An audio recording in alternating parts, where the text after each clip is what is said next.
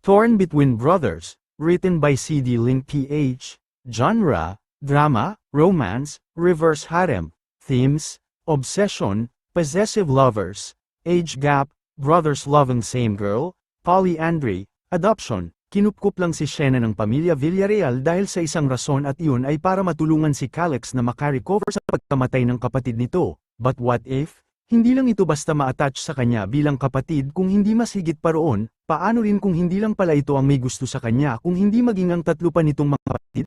Posible ba na ma-inlove rin siya sa mga ito kung wala siyang ibang gustong gawin kung hindi ang maglayas lang sa pamilyang kumupkup sa kanya pagdating niya sa tamang edad? Chapter 1. A Pawn. We will be honest with you, Shena, inampun ka namin mula sa orphanage dahil gusto namin na ikaw ang maging susi para maghilam ang sugat ni Calix dahil sa pagkawalan ng kapatid niya. Iyon agad ang naging bungad sa kanya ni Ruby, ang ina ng tahanan ng mansyong iyon at ang mga taong umampun sa kanya nang kausapin siya ng mga ito sa opisina sa malaking mansyon na pinagdalhan sa kanya.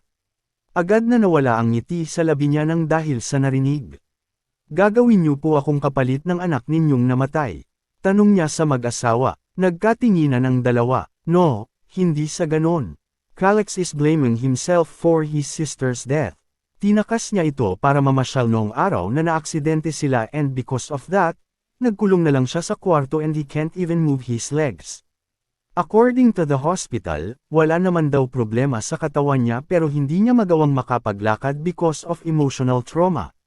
They suggested na baka makakatulong kung mag-ampun kami ng isang batang babae na maaaring ituring niya rin bilang kapatid, sabi naman ni Tony. Ang padre de pamilya, paano po kung hindi niya ako magustuhan? Paaalisin niyo po ba ako rito? Nangilid na ang luha sa mga mata niya. Matagal siyang naghintay na may mag-ampun sa kanya sa bahay ampunan at ang buong akala niya, magiging masaya na siya at magkakaroon ng pamilya pero ang papel pala niya roon, para lang maging gamot sa sugat na mayroon ng panganay na anak ng pamilya. Kaya naman pala kahit na 14 years old na siya ay siya pa rin ang pinili ng mga ito para ampunan. Ang iba ay mas bata ang mas pinipiling kunin kaya wala nang gustong kumuha sa kanya. Namatay ang anak ng mga ito noong 12 years old lang ito. Kaya naman kung nabubuhay lang sana iyon, magkasing edad sana sila. 12 years old lang din siya nang sabay na namatay sa isang aksidente ang mga magulang niya. Na-depress siya sa loob ng 2 taon na namatay ang mga ito kaya kahit may mga gusto sa kanyang umampon noong medyo bata pa siya ay hindi siya nagpaampon. Kung kailan naman ready na siyang magpaampon ay ganito naman ang napuntahan niya. Sobrang saya pa naman ni na Randolph at Anna, ang mga may-ari ng bahay ampunan nang malamang maaampon na siya. Walang kamalay-malay ang mga ito na may hidden agenda pala ang mag-asawa na kumuha sa kanya. If you won't be able to tame my son then we do not have a choice but to return you to the orphanage and look for another child. So please do your best. Sina, frank ang sabi ni Ruby. Naikuyom niya ang kamao at pinigilan ang sarili na mapaiyak. Lalo at may kondisyon pala ang pananatili niya roon. Iyon ang kinatatakutan ng halos lahat ng batang naaampon sa bahay ampunan. Ang ibalik ang mga ito matapos ang trial custody. Isang malaking kahihiyan iyon para sa kanila dahil nangangahulugan iyon na ayaw sayo ng mga taong nag-ampun sayo. Sige po, gagawin ko po ang best ko, sabi na lang niya sabay yuko. Good girl, hindi kami nagkamali ng pagpili sayo. We know you're smart, sabi naman ni Tony. Iyon lang at inutusan na ng mga ito ang mga katulong para dalhin siya sa kwarto na pagtutulugan daw niya. Ayon sa mga ito, iyon daw ang dating kwarto ni Hazel. Ang namatay na bunso ng pamilya. Kapag gusto nyo na pong maligo, tawagin nyo lang kami, sabi ng 3 katulong matapos ayusin ang mga gamit niya. Pinapaayusan kasi siya ni na Ruby at Tony pero umayaw siya. Nagdahilan siya na mamaya na lang at gusto muna niyang magpahinga.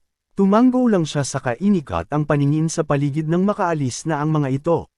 Sobrang luwag ng kwarto, maraming teddy bears, may malaki at malambot na kama, may TV. May sofa at mga cabinets kung saan daw nakalagay ang mga bagong damit niya. Fully air-conditioned din doon at mukhang walang patayan kaya sobrang lamig. Kahit saan siya lumingon ay puro karangyaan ang nakikita niya. Pero alam niya na hindi siya dapat na masanay sa ganito dahil ang lahat ng ito ay temporary lang. Aalis din siya agad kapag hindi niya nakasundo ang panganay na anak ng pamilyang ito. At kahit mapaamo man niya ang taong iyon, dahil alam niya ang purpose kung bakit talaga siya narito ay sa tingin niya, hindi niya magagawang ituring na pamilya ang mga taong nag-ampon sa kanya. Mga tao na walang ibang nais kung hindi ang gamitin lang siya. But it's okay dahil iyon din ang plano niyang gawin. She's still a minor at walang guardians na maaaring magsuporta sa kanya. Kailangan niya ng pera para mabuhay at makapag-aral pero kapag nasa tamang edad na siya ay aalis din siya at magpapakalayo-layo. Kapag kayanan niyang suportahan ang sarili niya. Tama, wala siyang dapat na asahan kung hindi ang sarili lang niya at wala nang iba pa. Pero bakit tumutulo na lang bigla ang luha sa mga mata niya? Doon niya na-realize kung gaano siyang kalungkot. Namimiss niya ang mga magulang niya na binusog siya sa pagmamahal noong nabubuhay pa ang mga ito. Pero sa isang iglap ngayon, namamalimos na lang siya ng pagmamahal. Ang sakit-sakit isipin na ngayon ay mag-isa na lang siya. Are you alright, kid? Napapitlag siya ng makarinig ng boses ng isang lalaki. Hindi pala niya naisara ang pinto ng kwarto nang umalis ang mga katulong. Agad niyang pinunasan ang luha sa mga ito at lumingon doon. Isang gwapong lalaki ang nakita niya. Maamo ang mga mata nito kahit tila wala iyong buhay palagi. Mukhang kalmado at unang tingin pa lang, parang matalino. Ayos lang po ako. Salamat po sa pag-aalala, sabi niya na nahihiya. Isa siguro ito sa mga anak ng mga nakaampon sa kanya. You must be Shena, ang planong ampunan ng mga magulang namin. I'm Liam, pangalawa sa magkakapatid, sabi nito na tumabi sa kanya sa pagkakaupo sa kama. Opo, ako po si Shena, nahihiyang sabi niya. Bumantong hininga ito. Maybe you're not comfortable here. I can't blame you after learning the truth, sabi nito. Alam niyo po ang tungkol sa plano ng mga magulang ninyo. Yeah, I'm Kali X's twin. I'm old enough para pagkatiwalaan nila sa ganitong bagay. I disagree with their decision actually. Hindi magandang gumamit ng isang tao, especially a child just for their own selfish reason, sabi nito. Kahit papaano, medyo nagluwag ang loob niya na may isang tao sa mansyon na iyon ang nakakaintindi sa kanya. I'm sorry Shena if we have to use you. Pero desperado na ang mga magulang namin to help Kalex. As his brother, I also want him to recover. Kaya I'm also hoping na matulungan mo kami, sabi nito. Umiling siya, naiintindihan ko po. Kahit naman po sino siguro, handang gawin ang lahat para sa pamilya nila, sabi niya. Medyo natigilan ito nang marinig ang sinabi niya pero maya-maya ay ngumiti rin. If you need anything to help him, just let me know, sabi nito saka siya inabutan ng panyo. Keep this and hopefully, I won't see your tears again, sabi nito saka na tumayo sa kama. Sinara na nito ang pinto saka na tuluyang umalis. Yeah, though sinabi niya na lahat ng tao, kayang gawin ang lahat para sa pamilya nila, alam niyang hindi rin magandang gagamitin siya ng pamilyang ito para makuha ang gusto ng mga ito. Lalo na kung willing siyang itapon ng mga ito if it turns out that she's useless. But she need to endure this. Kailangan lang niyang maghintay ng ilang taon at aalis din siya rito. If they're using her, she's gonna use their money too. Chapter 2, I don't like you. Boys, I want you to meet your soon-to-be sister, Shena. Kinabahan si Shena nang marinig ang sinabi ni Ruby. Kanina pang naghihintay sa kanila ang lahat sa hapagkainan kung saan sobrang dami ng pagkain ang nakahain sa mesa. Dahil ba iyon ang unang araw niya rito o normal lang talaga na ganito karami ang pagkain sa mansyon na ito tuwing dinner? Marami ring mga maids doon at mga bodyguards na nakabantay kahit kakain lang naman sila. Kakaiba talaga ang mga mayayaman. Shena, this is Liam, Kali X's twin and a doctor. He is 29 years old. Ngumiti lang sa kanya ng tipid si Liam dahil nagkakilala na sila kanina. Kung ganoon ay 29 na pala ito. 15 years ang agwat ng edad nila. Hindi ito mukhang matanda, though ini-expect niya ng mas matanda ito, hindi siya makapaniwala na ganoon kalaki ang agwat. This is Cole, he's 24. Well, hindi ko naman na siguro kailangang sabihin kung sino siya, pagbitin ni Ruby sa sasabihin. Opo, kilala ko po siya, sabi niya. Sino ba namang hindi makakilala kay Cole gayong sikat na sikat itong artista at singer? Sa orphanage nga ay palaging kanta nito ang pinapatugtog doon at sa totoo lang, idol din niya ito.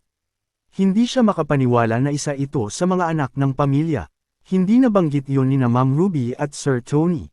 Hi, cutie. Welcome to our home. Nakangiting sabi nito. Mukhang mabait talaga ito. Umpisa pa lang, maganda na ang pakitungo sa kanya. Alam din kaya nito ang rason kung bakit siya naroon. And this is Jaden. He's 19 and still a student. Sa iisang school din kayo mag-aaral soon. Pakilala naman ni Ruby sa huling lalaking nakaupo na sobrang lalim kung tumitig sa kanya. Nice meeting you po, ako po si Shena. Inabot niya ang kamay isa-isa sa mga ito at nang ang kamay na ni Jaden ang hahawakan niya, nakatitig pa rin ito sa kanya na para itong natuklo ng ahas. Literal na naeestatwa ito. Anong problema nito? Jaden, what are you doing? Tinapik na ito ni Tony. Doon na ito parang natauhan at namula ang mukha. Bigla itong sumimangot sa kanya. Sister, and do you think I will just accept that? You're ugly. No one wants to be your sister. Natameme siya sa biglaang pagsigaw nito. Natigilan lahat kahit ang mga tauhan na naroon kaya napahiya siya. Jaden, hindi kita tinuruan na maging bastos. Where are your manners? Be good to Shena. Pagsaway ni Ruby. I'm just telling the truth. Hinding-hindi ko matatanggap bilang kapatid ang hampas lupang iyan. Pagsigaw pa ni Jaden saka nag-walkout sa harapan ng hapagkainan. Come back here, Jaden. Kahit si Tony ay nai-stress na rin sa anak pero wala itong nagawa nang umakyat na sa kwarto nito ang anak. Nasaktan siya sa narinig. Umpisa pa lang, ayaw na sa kanya ng magiging soon-to-be brother niya. Don't mind him, just sit beside me, okay. Siya ang pangit. Nagulat siya nang bigla na lang siyang hinayla ni Cole patabi rito at napansin niya na nagangat din ng tingin si Liam na for some reason, parang medyo kumunat ang noo. Ako, I don't mind if magiging kapatid ka namin, you're pretty and you look nice. Just eat, Shena, eat, sabi ni Cole na nilagyan pa siya ng pagkain sa plato. Salamat po, sabi na lang niya. Kahit alam niya ang totoong rason kung bakit siya naroon at magiging temporary na kapatid lang siya ng mga ito, masaya na rin siya na kahit papaano ay makakasama niya si Cole na sobrang idol niya. Sayang lang at hindi siya maaaring magpaka-fangirl nito dahil sa sitwasyon na mayroon sila. Nasaan po kaya si Kuya Calex? Hindi po siya kakain. Nagtatakang tanong niya. Ito lang ang wala roon kahit kanina pa bago umalis si Jaden. Natahimik ang lahat nang marinig ang sinabi niya. Calex is not eating with us. 2 years. Na, he's just always at his room. Si Liam na ang sumagot ng tanong niya. I'm sorry, hindi ko po alam, sabi niya. Naging insensitive yata siya at naging malungkot ang mga tao roon dahil sa sinabi niya. Don't mind it. He will join us soon kapag nakasundo mo na siya. For sure he'll like you, nakangiting sabi ni Ruby. Napainom siya ng tubig dahil sa narinig. Nakakatakot ang expectations ng mga ito sa kanya. Kung sa bunso nga ay hindi siya umubra, sa panganay pa kaya. Kung totoo lang sana ang gay uma, sana nagdala na siya ng marami. Pero sana nga ay makasundo niya si Calex. Baka sakali ay may pag-asa pa siyang maging parte ng pamilya. Mabait naman sina Liam at Cole. Balanse kumbaga, dalawa lang ang problema. Chapter 3, Calix's Temper. Huminga ng malalim si Shena bago tuluyang kumatok sa pintuan ni Calex, 6 AM pa lang ng umaga at nagluto siya para may almasalin ito. Ang sabi ng maid na nakasalubong niya kanina, hindi raw natulog si Calex buong gabi. Nagpipainting lang daw ito kaya nag-alala siya nang marinig yun. Baka nagugutom na ito, pero kanina pa siya katok ng katok pero walang sumasagot mula sa loob. Kaya naman naglakas loob na siyang pumasok. Tutal naman ay bukas ang pinto at hindi nakalock. Pagbungad pa lang niya ng kwarto, puro kalat na ang bumungad sa kanya. Maraming papel ang nakakalat lang sa sahig. Mga draft siguro yun ng mga planong ipinta nito. Nakakita siya ng isang lalaki na nakatalikod sa kanya. Nagpipinta ito ng isang lugar na hindi niya alam pero sa tabing dagat iyon. Good morning po, ako po si Shena. Bagong katulong. Napasinghap siya nang biglang hinarap ni Calex ang wheelchair nito sa kanya at nakita kung gaano kagwapo ang lalaking ito. Ang buong akala niya, si Sir Liam ang pinakagwapo sa magkakapatid pero hindi pala. Although they're twins at magkamukha rin naman sila, kakaiba ang kagwapuhang taglay ni Kuya Calex. Ang kagwapuhan nitong iyon na tila mailap at hindi marunong ngumiti. Para bang hindi ito naging masaya sa buong buhay nito. He have brown curly messy hair at maputi rin ito. Matapos ang ilong nito, mapula ang may kakapalan kaunti na labi at salubong na kilay and sharp eyes na parang nakaka-intimidate tingnan. He have bad boy look na parang pang-mafia ang dating. And he is 29 already. Parang hindi, mas maniniwala pa siya kung may magsasabing vampira ito. He looks matured and manly pero hindi mukhang hakluban. You're not done staring yet. Bakit, ngayon ka lang nakakita ng gwapo sa buong buhay mo? God, why they're even hiring underage girls like you? O baka anak ka ng isa sa mga katulong dito? Nakasimangot na tanong nito, doon na siya biglang natauhan. Mukhang inis na inis sa kanya ang kaharap at ayaw siyang makita. Pinagkamalan pa siyang maid. Sa bagay, suot kasi niya ang isa sa mga damit niya sa bahay ampunan. Binilhan siya ni na Ma'am Ruby at Sir Tony ng mga mamahaling damit pero hindi siya komportableng suotin iyon, 6M pa lang kaya wala pang nakakakita sa kanya bukod sa mga katulong. Hindi po ako katulong, ako po si Shena. Ako po ang aampunin ng mga magulang ninyo. What the hell are they thinking? They want to replace Hazel with a trash like you. Hindi po ako. You know what? I don't care. Kung gusto nilang palitan si Hazel, bahala na sila but don't ever set a foot in my room. You're not welcome here. Get out. Napaigtad siya nang marinig ang sigaw nito. Totoo nga ang sinabi ng mga maids doon tungkol dito. He's really scary. Ito ang tipo ng tao na parang bagyo kung magalit. Buong-buo ang baritonong boses na tila puno ng autoridad and arrogance. Para itong hari na magmumukha kang langgam kapag kaharap mo na. At ito ang inaasahan ng mga aampon sa kanya na pakikisamahan niya. Baka hindi na siya abot ang buhay kinabukasan.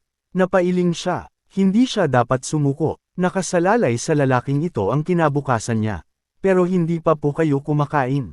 I said get out, bitch. Nanlaki ang mga mata niya nang bigla na lang siyang hinagisa ng bote ng alak sa noo ni Calex. Natarante siya nang maramdaman na may kaunting nagdurugo na sa noo niya. What the hell, Calex? What did you do to Shena? Si Liam na palihim palang nanunood sa kanila sa bukas na pinto ng kwarto ay biglang pumasok doon at inilalayan siya. Kinuha nito ang tray na pagkain na dala niya at pinatong iyon sa lamesang naroon. You're a doctor, right? So don't make a fuss about it and just give her a first aid kit. No matter what you all do, I don't care. Just get her out of my sight. Muling pagsigaw ni Calex, hindi na niya napigil ang pagtulo ng luha sa mga mata niya. Ang buong akala niya ay harsh na si Jaden sa kanya pero may mas malala pa pala rito. Si Calex na hindi lang kayang magbigay ng emotional abuse kung hindi maging physical abuse. Ginaganito rin ba nito ang mga maids doon na gusto lang naman itong hatiran ng pagkain o sa kanya lang ito ganoon? She's only 14, still just a kid, and you didn't even consider her age before throwing a bottle right in front of her face. Kapag napatay mo ba siya, are you going to take a responsibility to that? Galit na sabi ni Liam. Sa pagkakataong ito, nagkaroon na ng facial expression ang mukha nito at galit ang nakikita niya roon. To think na nakiusap din ito sa kanya na tulungan si Calex pero ngayon, nagagalit pa ito sa kapatid. If you don't want her to get hurt, just don't show her ugly face in front of me again. I will never accept that child as our sister. Never. Pagsigaw pa rin ni Calex. Pilit na nagpakalma si Liam na tila ayaw nang patulan pa ang unstable na mindset ng kapatid. Huminga ito ng malalim saka na siya hinayla palabas doon sa kwarto. Chapter 4, A Monster with a Sad Past. Kailangan pa po ba talaga nating pumunta sa ospital? Ayos naman na po ako, sabi ni Shena matapos bendahan ni Liam ang sugat niya sa noo. Of course, hindi natin alam baka may internal injury ka pala. We need to run some test. Mahirap na, bote ang hinagis sa ulo mo ng kapatid kong yon. Mabuti na lang hindi nasira ang maganda mong mukha, sabi nito. Pinamulahan siya ng mukha sa narinig. Seryoso ang mukha ni Liam at mukhang hindi ito marunong magbiro. Tingin talaga nito maganda siya kahit bata lang siya. Ganon ba talaga si Ku, hindi niya naituloy ang sasabihin. Why? Naiilang kang tawagin siyang kuya. Ayaw niya po kasi. It doesn't matter, you will be our sister soon so you have to get used to it, sabi nito. Pero ayaw niya po sa akin. First day ko pa lang po, palpak na. Do you really think na mahuhulog agad ang loob noon sa'yo sa unang tingin? Sa aming lahat, siya ang pinakamahirap paamuhin. He hates everyone dahil galit din siya sa sarili niya, walang emosyong sabi ni Liam. Bumantong hininga siya, hindi ko po alam kung kaya ko. Natatakot po ako sa kanya. Akala ko mapapatay na niya ako kanina. Kung hindi po kayo dumating baka. My brother may have a hot temper, but he wouldn't kill someone on a whim. Gusto lang niyang sumuko kaagad kaya niya ginawa iyon pero ang tanong, susukuan mo ba siya agad? Natigilan siya, susuko na ba siya talaga? Kung kailan abot kamay niya na ang opportunity na makapag-aral ulit at umangat kahit papaano ang buhay. Pero paano, makita pa lang niya ang mukha ng halimaw na iyon, nanginginig na siya sa takot. She's just a kid and he's already a fully grown man. Ano ang magagawa ng isang bata lang na katulad niya? Sa kabila ng ugali niyang iyon, siya ang pinakakasundo ni Hazel noon. He treats her like a princess at spoiled sa kanya ang batang iyon. Noong araw na naaksidente sila, grounded noon si Hazel dahil nag-cutting classes ito pero naglamang ito kay Calex na pumunta sa amusement park. Itinakas niya si Hazel at naaksidente sila sa daan. Because of that, sinisi niya ang sarili niya sa pagkawala nito. Narinig na niya ang kwentong iyon kay Ma'am Ruby pero pahapyaw lang kaya nang marinig niya ang buong kwento mula kay Liam, pakiramdam niya nakaramdam siya ng habag para kay Calex. Sobrang sakit siguro para rito ang pagkawala ni Hazel. Mahirap pakisamahan ng kapatid ko at ang ibang mga tauhan namin dito, halos isuka na siya. Pero sana ay huwag mo muna siyang sukuan. You have 6 months para matapos ang trial custody so I hope magawa mo ang best mo para matulungan siya. Kung buhay pa po ako noon, napangiwing sabi niya. Napangiti itong bigla sa narinig mula sa kanya. Silly, do you think I will let that happen? Don't worry, I'm just here. Katulad kanina, hindi ko hahayaan na masaktan kanya. Salamat po, kahit papaano ay napanatag siya sa narinig mula kay Liam. Paano namang hindi kung halimaw ang kailangan niyang pakisamahan araw-araw?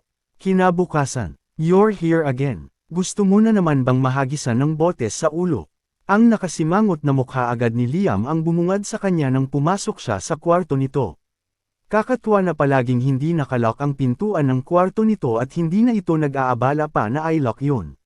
Sa bagay, wala naman sigurong maglalakas ng loob na pumasok doon nang walang pahintulot nito maliban sa kanya. Pakiramdam niya, para siyang nakikipaglaban sa kamatayan sa tuwing kaharap niya ito. Kailangan niyo pong kumain, hapon na po pero hindi pa po ninyo ginagalaw ang pagkain ninyo kaninang tanghali na hinatid ng maids kaya ginawan ko po kayo ng bago. Ano bang pakialam mo? Is it your job to worry about me? Natameme siya sa sinabi nito. Napahigpit, tuloy ang hawak niya sa tray ng pagkain na dala niya. Magiging kuya ko na po kayo kaya normal lang po na dapat may pakialam ako. Hindi niya na ituloy ang sasabihin pa sana dahil bigla na lang itong humalaklak ng nakakaloko. Are you even qualified to call yourself my sister? Wala ka bang salamin dun sa kwarto mo? You're ugly, insensitive and you're stupid. Wala namang espesyal sa'yo kaya you don't deserve to be a part of our family.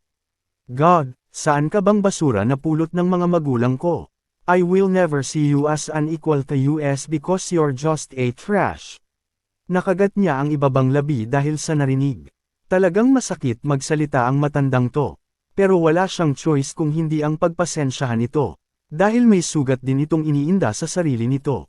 Ipapatong ko na lang po itong pagkain ninyo rito. Kainin niyo po kapag gutom na kayo.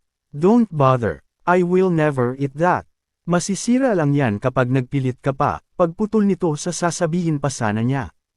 Kayo na po ang bahala kung sasayangin niyo po ang pagkain pero iiwan ko pa rin po para kung sakaling magbago ang isip ninyo. Nukulat ka ring bata ka, ano? Saan ka ba pinaglihi ng mga magulang mo? Kaya ka siguro nila tinapon sa bahay ampunan dahil naririndi na sa'yo. Where the hell are they now? Wala na po sila, sabay po silang namatay sa isang aksidente, nakayukong sabi niya. Natigilan ito nang marinig ang sinabi niya. Tila na konsensya, you can leave now. Huwag ka na ulit bumalik. Iyon lang at tumalikod na ulit ito sa kanya saka pinagpatuloy na lang ang pagpipinta nito.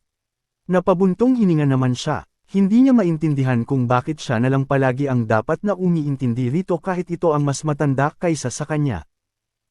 Oo nga pala. Dahil ang mga ito ang may pera at dahil wala siyang ibang makakapitan dahil minor pa siya, kailangan muna niyang magtiis hanggang sa kayanan niyang tumayo sa sarili niyang mga paa. Kaya kahit ano ang mangyari, kailangan niyang pagtiisan ang masamang ugali ng lalaking ito. Kahit sobrang sakit na sa dibdib niya ng mga sinasabi nito tungkol sa kanya. Chapter 5, Shena is sick.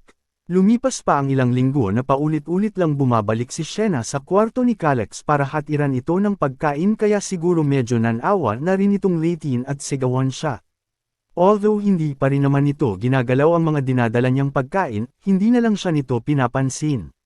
Nahatid mo na ang pagkain, why are you still here? Naiiritang tanong nito nang magtaka ito dahil imbes na umalis agad, umupo lang siya sa tabi nito. Bakit po kayo palaging nagpipinta? Hindi po ba kayo nagsasawa? Tanong niya rito. Hindi pinansin ang sinabi nito. Isn't it obvious? It's because this is all I can do in my situation. Para sa isang bold-adong katulad ko na nakakulong lang sa mundong to, sabi nito na sa kabila ng panlalait sa sarili ay ang arrogant pa rin ang tono ng boses. Hindi po porket baldado, wala nang ibang kayang gawin. For sure ako na kung susubukan nyo lang po ulit, makakalakad po kayo ulit.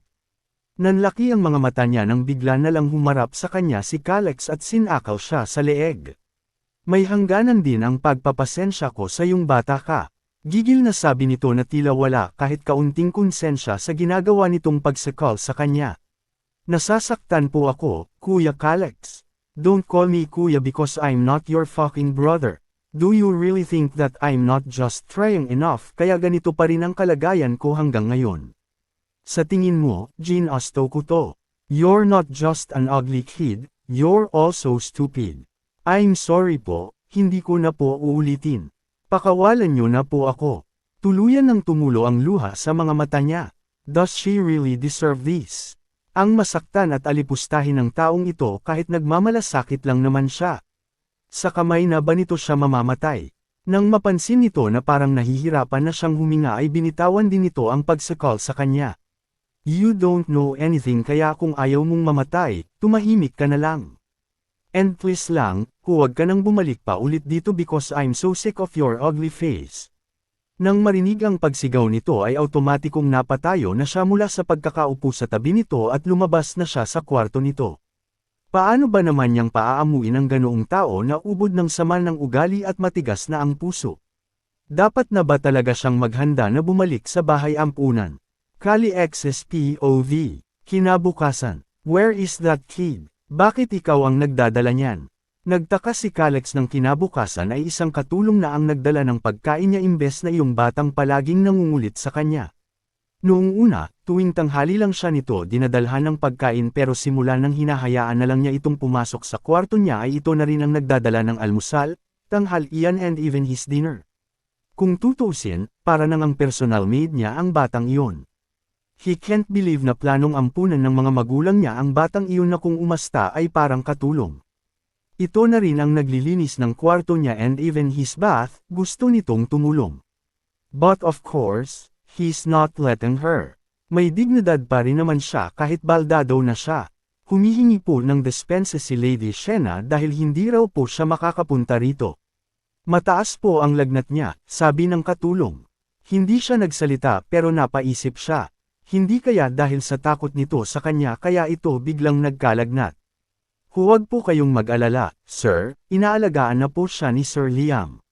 Nakainom na rin po siya ng gamot. Do you think I care? Get out! Pagsigaw niya sa katulong na agad namang natakot sa kanya kaya umalis na rin ito agad. Nabitawan niya ang hawak na brush dahil parang nawalan siya ng gana bigla nang dahil sa narinig. He hates to think na siya ang dahilan kung bakit may sakit ngayon ang batang iyon.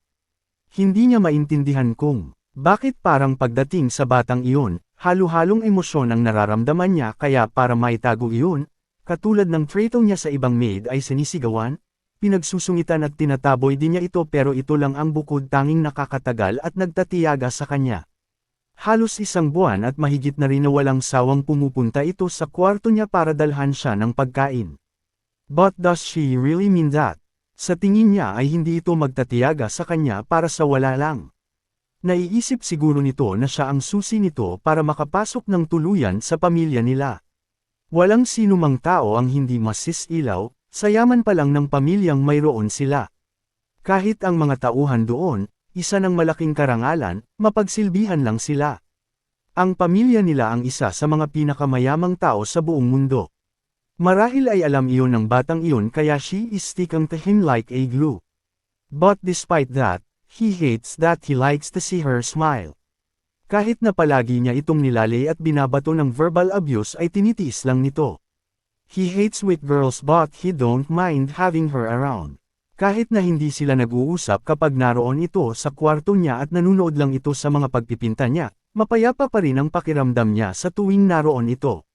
But of course, hindi kaya ng pride niya na aminin yun kaya para maitago ang nararamdaman, pinakikitaan niya ito ng malamig na pakikitungo. Pero ngayon, pakiramdam niya ay parang may kulang. Parang hinahanap-hanap niya ang makulit at inosenteng boses nito. He must be crazy for thinking like this. Simula nang mamatay si Hazel na paborito niya sa mga kapatid niya, nawalan na rin siya ng amor sa ibang tao. He's only living for himself lalo pa at ayaw niyang makaabala pa sa ibang miyembro ng pamilya niya but now, he's starting to crave for someone's attention. Of all people ay sa batang iyon pa. But why? Napailing siya. Kasing edad ng batang iyon si Hazel, nakikita ba niya ang kapatid niya rito? Pero bakit pakiramdam niya ay parang may iba pa siyang nararamdaman? Tinabi na niya ang mga gamit niya at humiga na lang sa kama para matulog na. Siguro yun lang ang kailangan niya para mawala ang pag-aalala niya sa batang iyon. Masyado siguro siyang samobra sa pananakot niya rito. Dapat bang hayaan na lang niya ito sa mga bagay na gusto nitong sabihin from now on? Chapter 6, I'm sorry. 1 week later, you're okay now. Iyon ang naging tanong kay Shena ni Calex nang pumasok siya sa kwarto nito at nagdala ng almusal. Opo, 3 araw na po akong okay pero, ngayon ka lang ulit nagkalakas ng loob na bumalik ulit dito. Pagputol nito sa sasabihin pa sana niya. Hindi siya nagsalita. Sino ba naman ang hindi tutubuan ng takot dito gayong sinakaw siya nito? He almost killed her. Kahit nga ang kapatid nitong si Liam na may malasakit dito, galit na galit nang malaman na nasakaw siya. Pumayag na rin itong sukuan niya si Calex pero gusto pa rin niya itong bigyan ng last chance. Ito na po ang pagkain ninyo, Kuya Calex. Kung may gusto pa po kayong ipadagdag, dadalhin ko. So you're just gonna leave. Hinahatid mo lang talaga yan. Sabi nito, napakamot siya. Wala naman po akong ibang gagawin dito, sabi niya. I thought you love watching me paint. Stay here, sabi nito. Para siyang nakarinig ng himala sa sinabi nito. Hindi siya nito itataboy. Ito naman ba ang may lagnat ngayon? Instead of just standing there, go there and sit. Ipipinte kita, sabi nito. Do I have to repeat myself again? Sumimangot na naman ito kaya natakot siya. Sumunod na siya rito at umupo na sa parang stage na naroon sa kwarto nito kung saan may mababang upuan sa tapat nito. Don't move kung ayaw mong pumangit sa painting ko, sabi nito. Sige po, sabi na lang niya. Parang wala yata itong ginusto na hindi niya gagawin. Malaki ang takot niya rito. Lumipas pa ang ilang minuto na nagdo-drawing lang ito at panay ang tingin sa kanya. Hindi niya alam pero parang kinakabahan siya. First time niyang maging modelo para sa isang painting. Hindi siya masyadong gumagalaw dahil sa takot na baka magalit ito pero medyo naiilang na siya dahil parang ang lalim nito kung tingnan siya ngayon. Beautiful, sabi nito maya-maya na nasa painting na nito ngayon ang buong atensyon. Tapos na po, tanong niya. Yeah, come here, sabi nito. Tumayo na siya sa pagkakaupo at lumapit dito. Ako po ba talaga iyan? Bakit parang hindi ko naman po kamukha? Napangiwing sabi niya. Masyadong maganda ang painting nito at mukhang dalagang-dalaga na ang naroon, medyo malayo sa itsura niya. This will be you 5. Magiging ganito kakaganda in the future. Baka mas maganda pa kaysa rito, parang nangangarap na sabi nito. Kumunot ang noo niya. Ang akala ko po, sabi niyo pangit ako. Nanlaki ang mga mata nito at pinamulahan ng mukha. And who said that you're beautiful now? Sa painting ko lang ikaw magiging maganda pero kung magpa-plastic surgery ka, Baka magkaroon pa ng pag-asa ang mukha mo. Napailing siya dahil bumalik na naman ang pagiging masungit nito. Dahil tapos na po ang painting ninyo, aalis na po ako. May gagawin pa po ako sa kwarto, sabi niya na tumayo na at palabas na sana ng kwarto nang tinawag siya ulit nito. Shena, tawag nito. I'm sorry, sabi nito saka na biglang nag-iwas ng tingin sa kanya. Nanlaki ang mga mata niya nang marinig ang tinawag nito sa kanya. Ngayon lang siya nito tinawag sa pangalan niya and for the first time, nag-sorry ito. Hindi ba siya nananaginip lang? You can go now if you want, sabi nito saka na kinuha ang cellphone nito at tila nagpanggap na may binabasa roon. Lumabas na siya ng kwarto nito at pumunta na sa kwarto niya na natitigilan pa rin. Ano ang nangyari kay Calix? Bakit parang nag-iba ito? Chapter 7, The Promise. Kuya, with a tray full of foods again, ha? Are you not getting sick of bringing foods for me? Sarcastic na sabi ni Calix nang pumasok siya sa kwarto nito. Sanay na siya sa pagiging ganoon nito kaya binaliwala na lang niya iyon at pinasok pa rin ang dalang tray. Kinakain din naman nito ang mga dala niya. Noong una ay hindi kaya sa tingin niya ay may improvement naman kahit papaano ang pakikasama niya rito. Tell me, magkano ba ang binabayad ng mga magulang ko para gawin mo ang lahat ng ito? You're not doing this out of sympathy, right? You have hidden agenda, sabi nito na hindi man lang tumitingin sa kanya. Binigyan po nila ako ng kondisyon na itutuloy nila ang pag-ampon sa akin kung makakasundo ko po kayo pero kung hindi, ibabalik po nila ako sa bahay ampunan, sabi niya na tumabi rito. Natigilan ito, so you really admit it. Hindi mo man lang tinanggi, matabang na sabi nito. Bakit ko naman po itatanggi kung totoo naman? So yun lang pala talaga ang dahilan why you're sticking with me like a glue. Hindi niya alam pero nahimigan niya ng lungkot ang boses nito. Disappointed po ba kayo? Ha? Who do you think you are? I don't even care about you. Pagsigaw nito. But I care, sincere na sabi niya. Ito naman ang natigilan sa narinig. Aaminin ko po. Totoo na noong una, ang gusto ko lang po ay magkasundo tayo para magkaroon ako ng opportunity na mampa ng pamilya at magkaroon ng magandang edukasyon at tahanan pero sa mga panahon po na nagkakasama tayo, kahit papaano, itinuring ko na po talaga kayo na parang kapatid. Kahit po palagi nyo lang akong tinataboy at sinisigawan. Alam ko naman po na hindi talaga kayo masamang tao dahil kung hindi po kayo masasaktan sa nangyari kay Hazel hanggang ngayon. Alam ko po na yung pagiging matigas ninyo ay pang-front nyo lang po but deep inside, gusto nyo pa rin po na may nag-aalala at nagmamahal sa inyo. Alam ko pong iniisip ninyo na kaya niyong mag-isa ang sarili ninyo pero maswerte pa rin po kayo na may pamilya kayo na nagmamahal sa inyo. Don't pretend as if you know everything because that's not true. They just don't tell it straight to my face but I know that they hate me. They're also blaming me for what happened to Hazel. Dahil kung hindi dahil sa akin ay buhay pa sana niya. It's my fault. Do you know that? Ako dapat ang namatay at hindi ang kapatid ko. Natigilan siya nang mapansin na lumuluha na si Calix.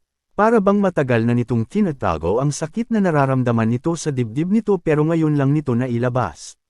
Hindi na siya nakapagpigil at niyakap na niya ito ng mahigpit at maging siya, tumutulo na rin ang luha sa mga mata niya. Hindi niyo po kasalanan ang lahat kuya kaya please, huwag niyo pong sisihin ang sarili ninyo. Siguro nga po, iniisip ninyo na galit sila but that's not true. Dahil kung oo, wala po sana ako ngayon rito ngayon. Nandito po ako para sa inyo kaya sana po ay mapatawad na ninyo ang sarili ninyo, sabi niya rito habang lumuluha. Sa pagkakataong ito ay hindi na siya tinulak palayo ni Calix at sa halip ay gumanti rin ito ng yakap sa kanya saka parang batang umiyak ng malakas habang yakap siya. I'm sorry, Shena, hindi dapat kita tinrato ng masama. I'm just afraid that no one will understand me. I thought that no one will care but I'm wrong. Mali na tinrato kita na parang basura. I'm sorry, paulit-ulit na sabi nito. Wala kang gagawin na hindi ko mapapatawad, kuya. Pangako yan, sabi niya na inaalo ito kahit parehas silang umiiyak. Ang sarap lang sa pakiramdam na mula sa pagiging tigre nito ay ngayon, para na itong isang vulnerable na bata na kapit sa magulang nito. Maya-maya lang ay humiwalay na ito ng yakap sa kanya at sa gulat niya, bigla na lang. Nitong hinaplos ang mukha niya at tinitigan siya ng mariin sa mga mata. I promise that I will treat you better from now on, but promise me one thing, Shena. Don't ever leave me. Hindi niya maintindihan kung bakit parang bigla siyang natakot sa tono ng boses nito. Matigas na ngayon ang ekspresyon ng mukha nito kahit na may luha pa ang mga mata nito. Oo naman, hindi ko po kayo iiwan.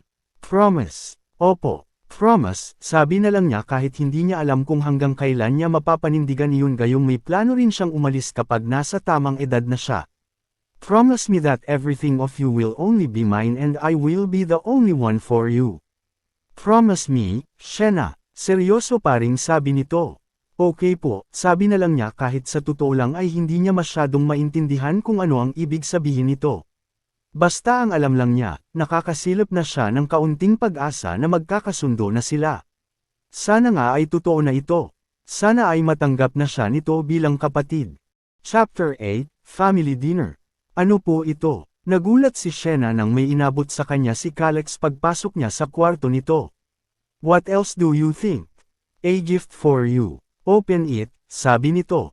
Pero bakit po? Kumunot ang noo nito. After everything you did for me, you're still asking why.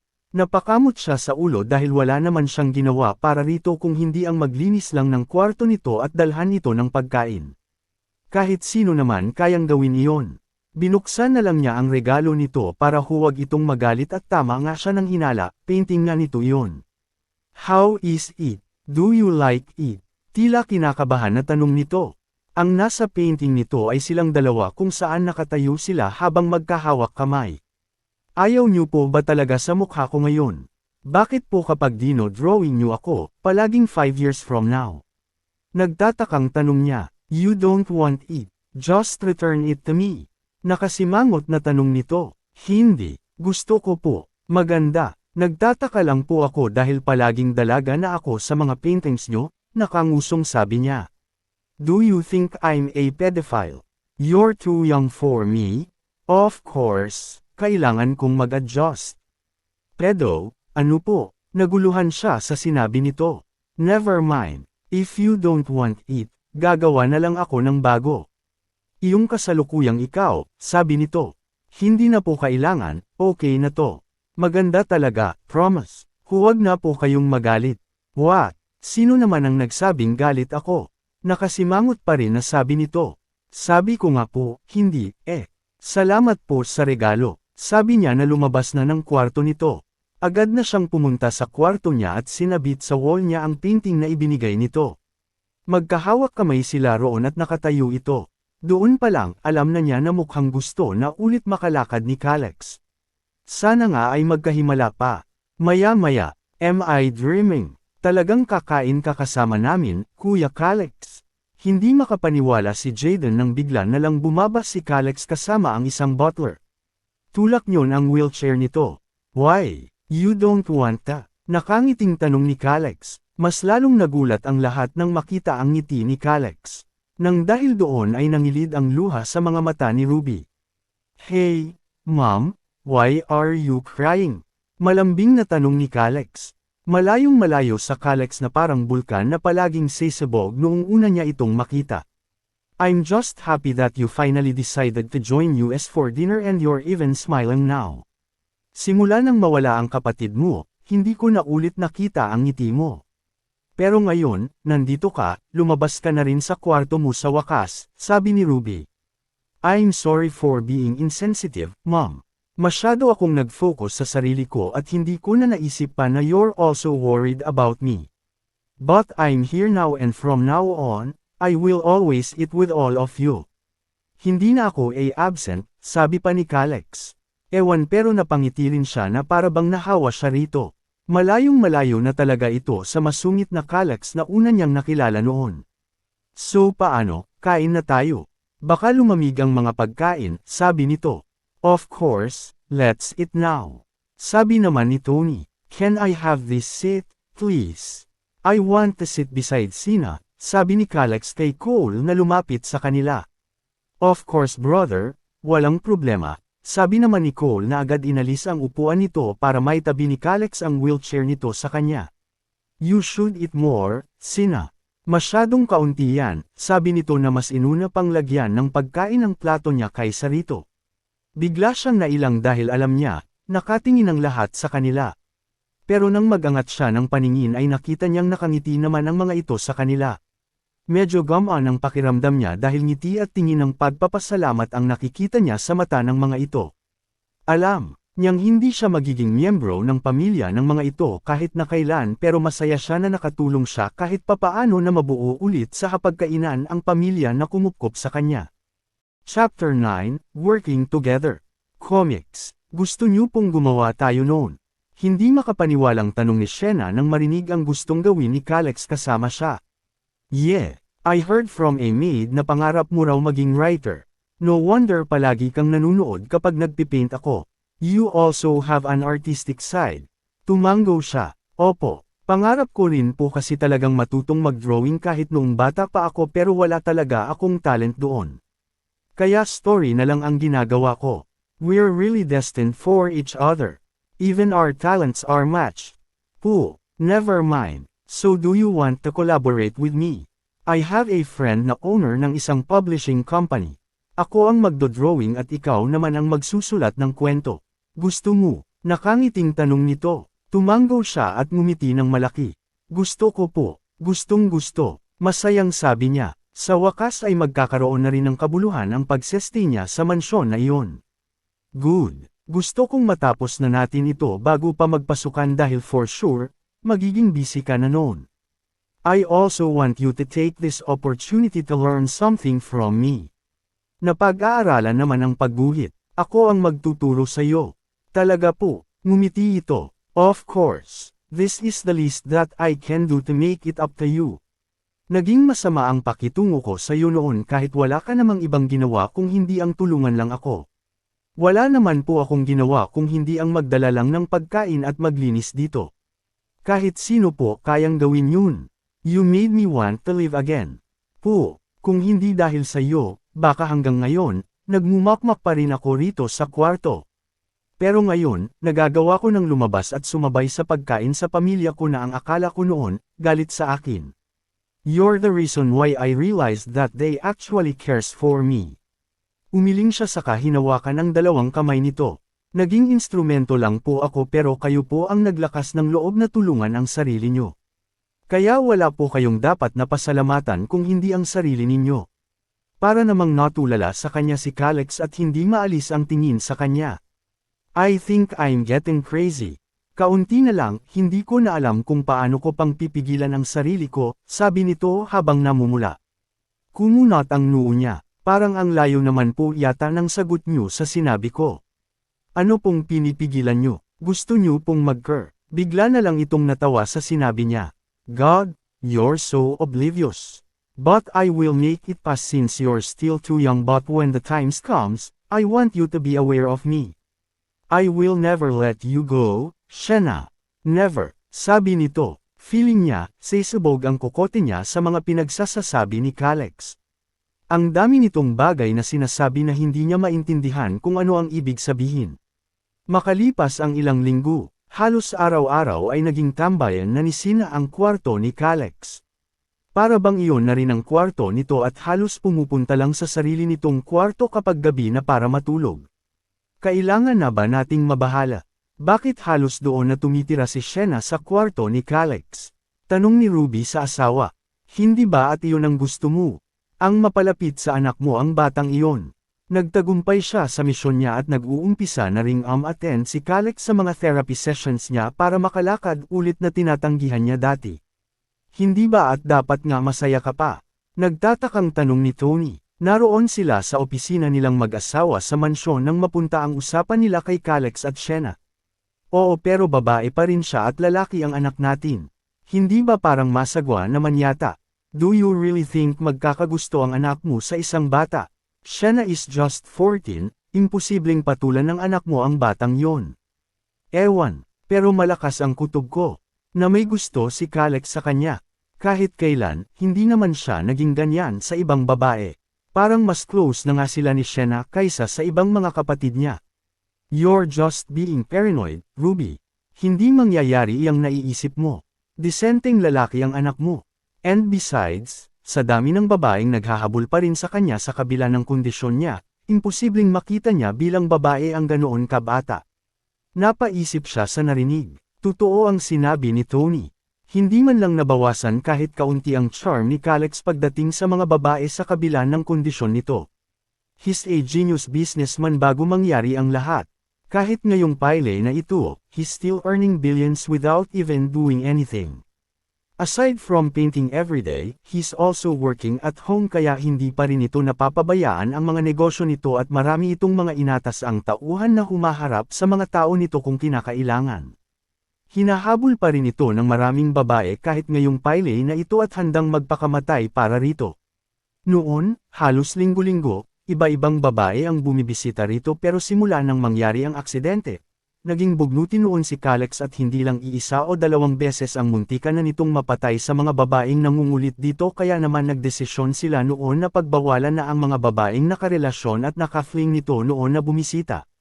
To be honest, although nag-decide sila na kumuha ng batang papalit kay Hazel mula sa bahay ampunan, she's not expecting too much. Pero nagtagumpay sila in just one try. Ang akala niya noon, mabibigo si Sina pero talagang natulungan nga nito si Calex na makarecover. She's thankful to Sina but she's still worried that it might lead to something more than she's expecting. He just see her as a sister so huwag ka nang masyadong mag-alala. And besides, they are working on something. Ang sabi ng mga maids, gumagawa raw sila ng comics. Kaya palagi silang magkasama, sabi pa nito. Sana nga ay ganoon lang, Tony dahil ayaw kong makasuhan ng anak natin ng child abuse. Masyadong bata para sa kanya si Sina. Masyado kang malisyosa, Ruby. Just trust your son, okay. Imposibleng magkagusto siya roon. Alam mo naman kung ano ang taste ng anak mo pagdating sa babae. Mahilig siya sa mga mapupusok at sexy. Masyadong inosente para sa kanya si Sina. Sa bagay. Kahit kailan, hindi naman nagkaroon ng girlfriend na mas bata sa kanya ng higit pa sa 5 taon si Calex. Baka nga o walang ako. Alright, hindi na ako mag-iisip pa. You're right. Maging masaya na lang tayo na nagiging okay na si Calex, sabi na lang niya saka na sumimsam sa kape na iniinom niya. They should reward Sina. Kung hindi dahil dito ay hindi magiging okay ang kondisyon ni Calex. Maybe they should really adopt her para maging legal na anak na rin nila ito. Chapter 10, Calex's Gift. How is it? Iyon ang unang tanong ni Calex habang nakapangalumbaba sa kanya at inaabangan ang reaksyon niya. Halos 1 buwan na rin silang gumagawa ng comics at sa wakas, natapos na rin nila iyon. Trilogy book yun na kwento tungkol sa isang babae at lalaki na nagkakilala sa bahay ampunan at nagkahiwalay. Nagkitang muli pagkalipas ng ilang taon at nagmahalan kahit na ang lalaki ay mayaman na, habang ang babae ay naging isang ordinaryong sekretarya lang nito. Hindi po ako makapaniwala na ganito kaganda ang kalalabasan. Natapos nyo na po kagabi ang mga drawings. Hindi po ba kayo natulog? Bakit po nakabind na kaagad ito? Of course, minadali ko ang kaibigan ko na ipabind at iprint ang librong yan kahit 2 kopya lang muna kaninang umaga. Because I want to give it to you as a gift. Happy birthday, Sina. Natigilan siya sa narinig. Why? You think I don't know that it's your birthday tomorrow? Paano nyo pong nalaman? Baldado lang ako but I'm still rich. Even if I'm crippled, I have a lot of people who can move in my behalf. Nagpa-imbestiga ako ng lahat tungkol sa'yo. Bukas pa ang birthday mo pero ngayon pa lang, binigay ko na because I want to be the first person to greet you. Pero bakit nyo pa po ginawa iyon? Sana tinanong nyo na lang po ako. Why? Nanghihinayang ka sa pera. I have plenty of that. Natigilan ito nang bigla niyang pinigilan ang pagsasalita nito gamit ang kamay niya. Hindi po iyon. Gusto ko lang po na kung kikilanan ninyo ako, sa akin mismo manggagaling at hindi sa ibang tao. Pakiramdam ko po kasi sa ginawa ninyo, hindi ninyo ako pinagkakatiwalaan. Siya naman ang natigilan dahil ang kamay niya na nakahawak sa labi nito ay tinanggal nito at inilipat sa mukha nito para ihaplos doon. Para itong pusa na nagpapalamang sa amo. Silly, if I don't trust you enough, do you think I will let you in my life that easily? Sa tingin mo ba talaga, kung sino-sino lang tao ang hinahayaan kong makapasok sa buhay ko? Hindi niya malaman kung ano ang sasabihin.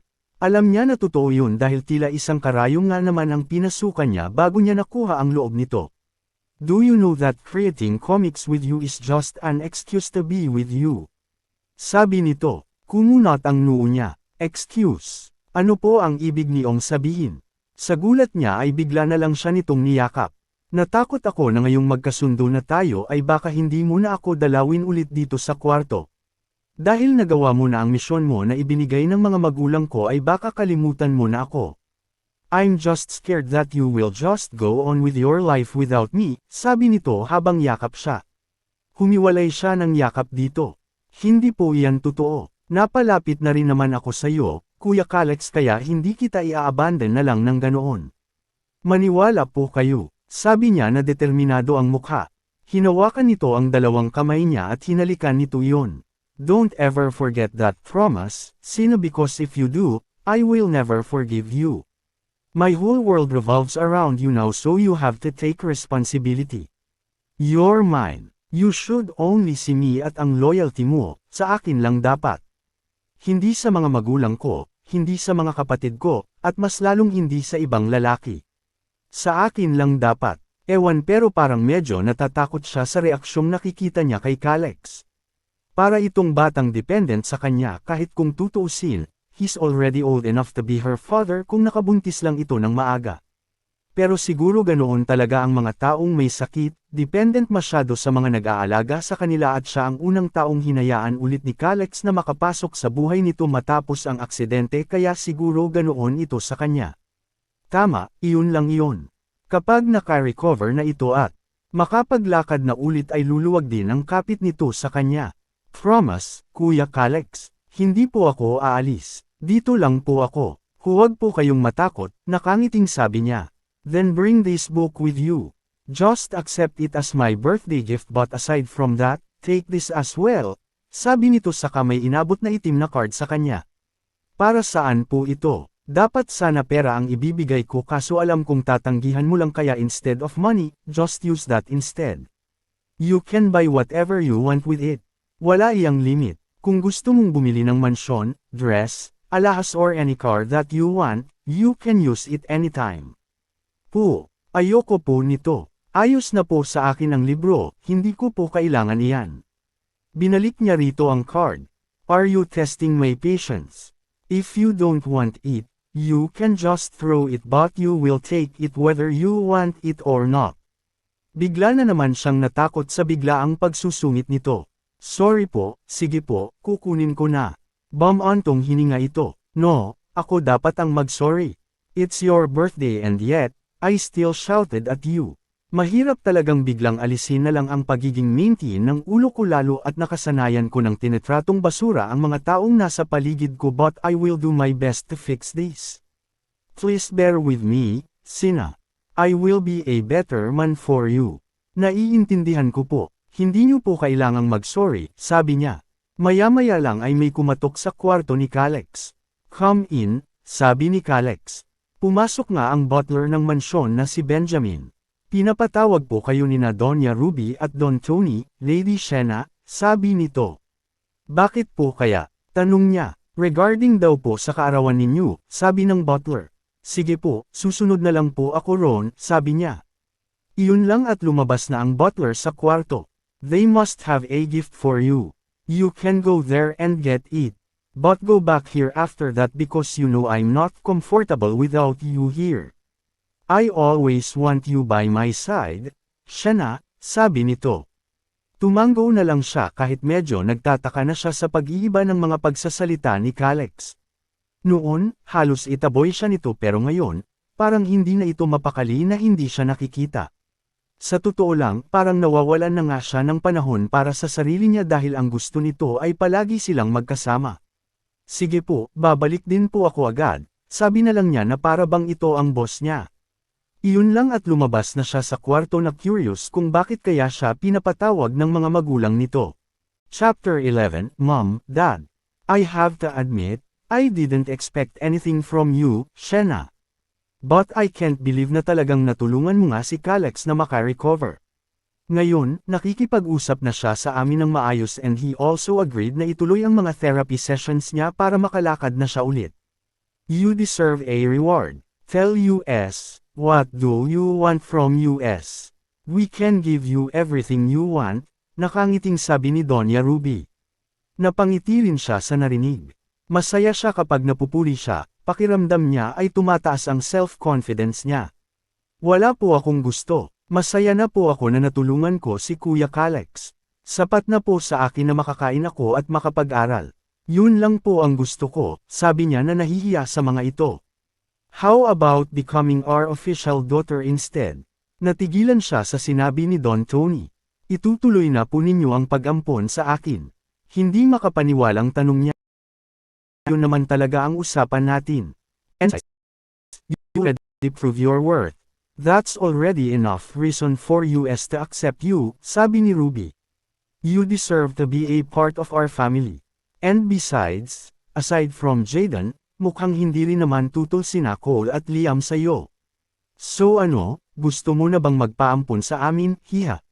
Gusto ko po, gustong gusto ko po, masayang sabi niya. Totoong ang plano sana niya ay humiwalay na sa pamilyang ito pagkatapos niyang tumuntong sa tamang edad pero sa loob ng halos 6 na buwan na naroon siya, napalapit na rin siya sa mga ito lalong-lalo na kay Calex at Liam. Sa tingin niya, kung magtatagal siya roon, baka may chance na matanggap din siya bilang pamilya ng lahat ng miyembro nito. Kagaya ng ginawa niya kay Calex, kailangan niya lang magpasensya. Good. Tomorrow is your birthday so we will announce it that you're going to be a part of our family soon lalo at malapit nang matapos ang trial custody for your adoption. Actually, we already made a preparation for tomorrow. Lingid sa kaalaman ninyo ni Calex, nag-send na kami ng mga invitation para sa birthday party mo bukas, sabi ni Ruby.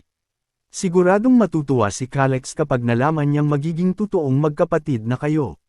He seems to really like you, sabi naman ni Tony. Gagawin ko po ang lahat para maging proud kayo sa akin. O kahit hindi man lang magbigay ng kahit anong problema o makakasira sa reputasyon ng pamilya. Hindi po kayo magsisisi sa pag-aampon sa akin. Masayang sabi niya, you don't have to prove anything anymore, hiha. Ang mapalapit lang kay Calex, enough na. Hindi mo ba alam na bihira ang tao na pinapapasok noon sa buhay niya? But you managed to do that. You deserve this. And besides, we also like you. Sa loob ng 6 na buwan na nandito ka, naging mabait ka naman. In fact sobrang bait pa nga. Hindi madali ang ginawa mong pagtatiyaga sa ugali ni Calex, nakangiting sabi ni Ruby. Halos maluha-luha siya sa narinig. Wala nang mas hihigit pa sa saya kapag may taong nakaka-appreciate sa ginagawa mo. Salamat po, Don Tony, Doña Ruby. Call US Mom and Dad, pagputol ni Tony sa sasabihin niya. Dad, Mom, come on, hug US, our daughter, nakangiting sabi ni Ruby na inalok ang mga bisig kanya. Hindi na siya nagdalawang ito. Umiyak siya sa bisig ng dalawang mag-asawa. You're not alone anymore, hiha. We will treat you like our own daughter from now on, malumanay ang boses na sabi ni Ruby. Salamat po, Mom, sabi niya, ito na siguro ang pinakamasayang regalo na matatanggap niya para sa birthday niya. Matay sa aksidente ang mga magulang niya, hindi na siya magkakaroon ng pamilya ulit pero ngayon, magiging masaya na siya ulit sa bago niyang pamilya. Chapter 12, Calexi's Sudden Change of Behavior. Ano, i-announce na nila sa lahat bukas na talagang aampunin ka na nila. Hindi makapaniwalang tanong ni Calex nang sinabi niya rito ang pinag-usapan nila ng mga magulang nito pagbalik niya sa kwarto.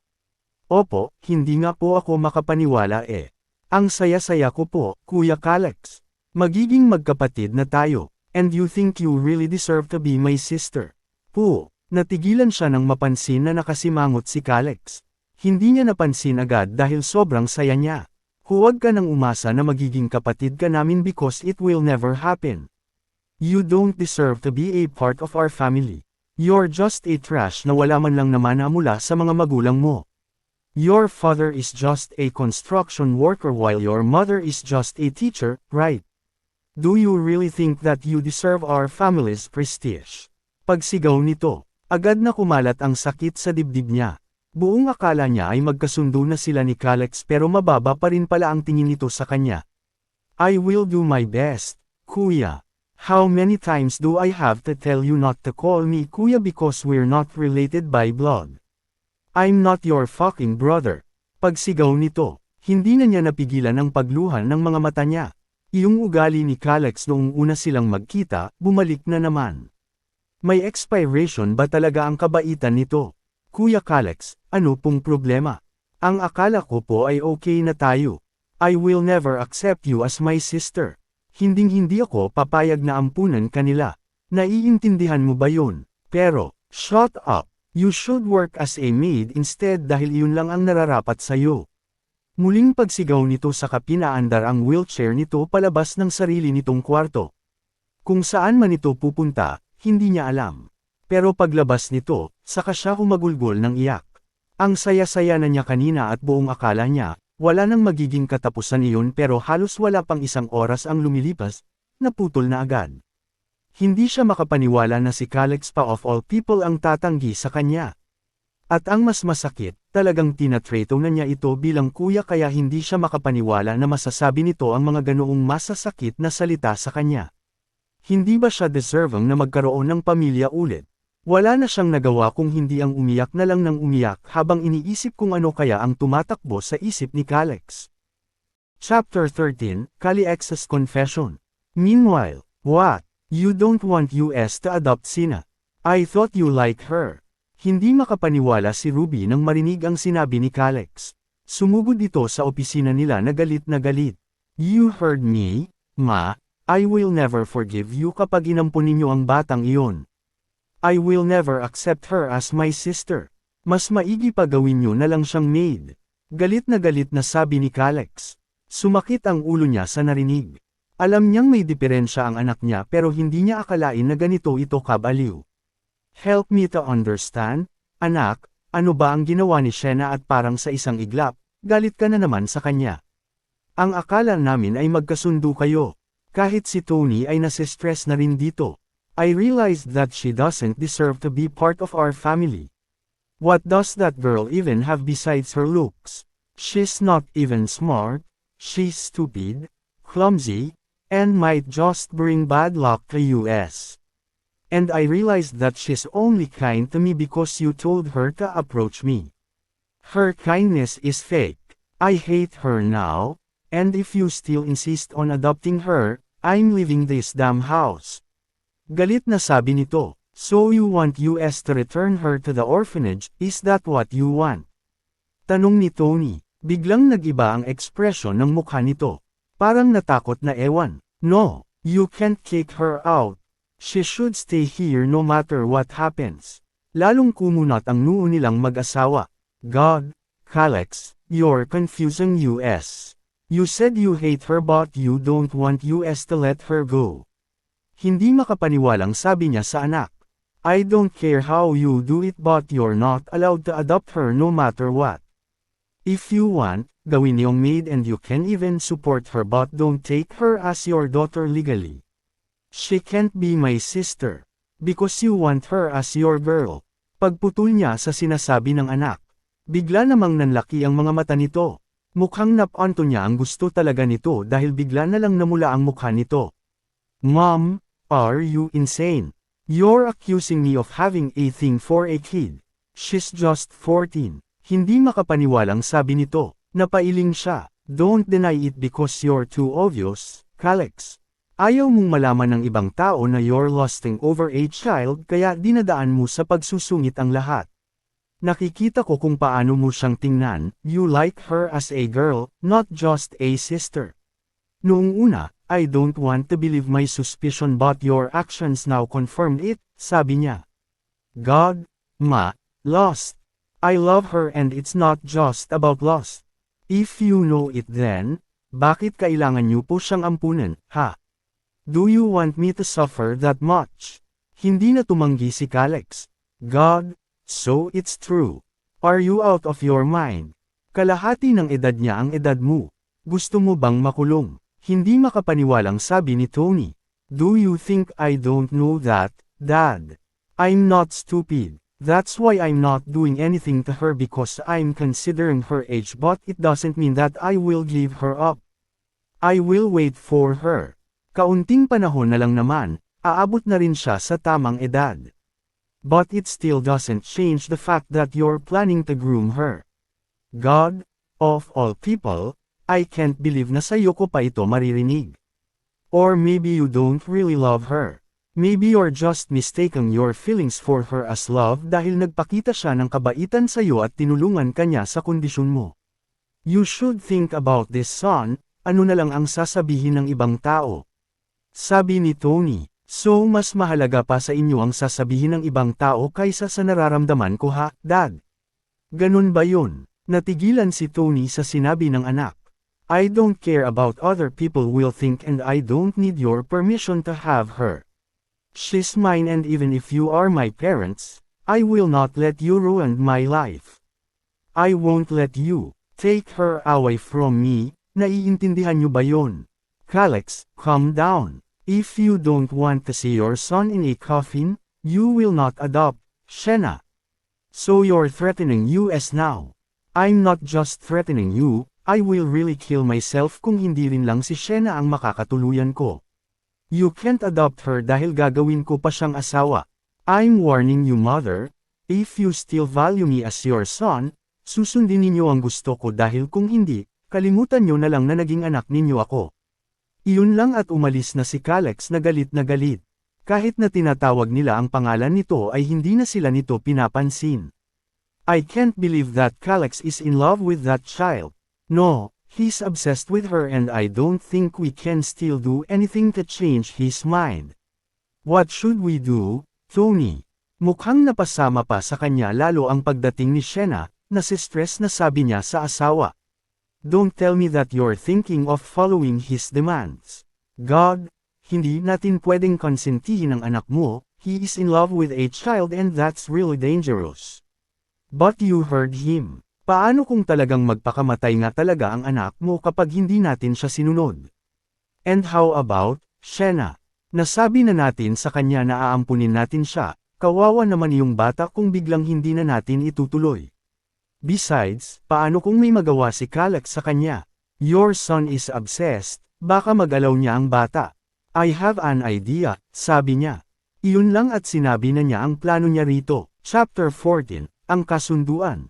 Kinabukasan. What? You want me to leave Shena behind at pumunta sa US? Are you asking me to die?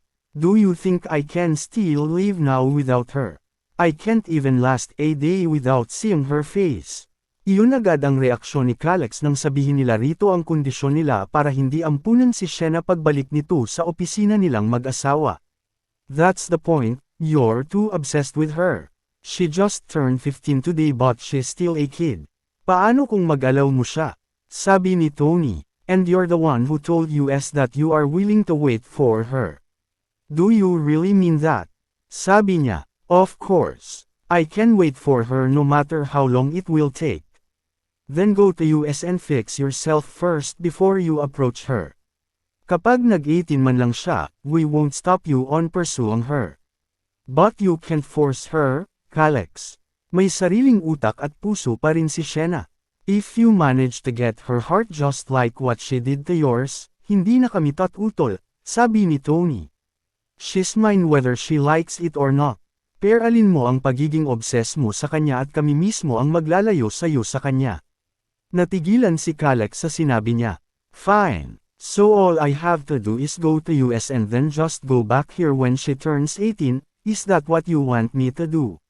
We're doing this to protect her. If you really love her, you will wait for her, right?